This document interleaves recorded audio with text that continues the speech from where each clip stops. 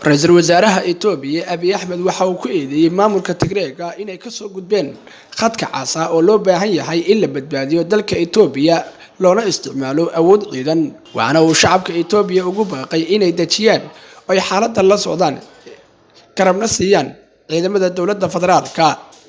habeenimada xalay toole magaalada Tigreega waxa isku farasaaray ciidamada federaalka iyo kuwa maamulka deegaanka waxaana halkaas ka dhacay dagaal sababay khasaare waxaana ilaa iyo hadda socda dagaalka u dhaxeeya ciidamada dawladda federaalka Itoobiya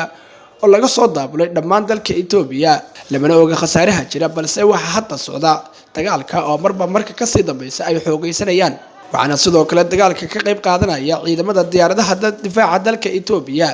dawladda Itoobiya ayaa khadka jartay sidoo kalena waxa goosay khadka hadalka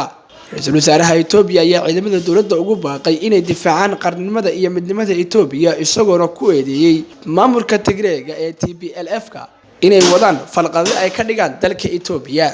sidoo kale madaxweynaha maamulka Oromiya oo warbaahinta la hadlay waxa uu sheegay inay garab taagan yihiin dawladda federaalka Itoobiya isla markaasna cid kasta oo nabadgelyada khalkhal ku ah ay ka shaqeynayaan sida loo soo afjari lahaa waxaana la ogeyn xaaladda Itoobiya halka ay ku dambeyn doonto walow marka ka sii dambayso dagaalka u dhaxeeya dawladda federaalka Itoobiya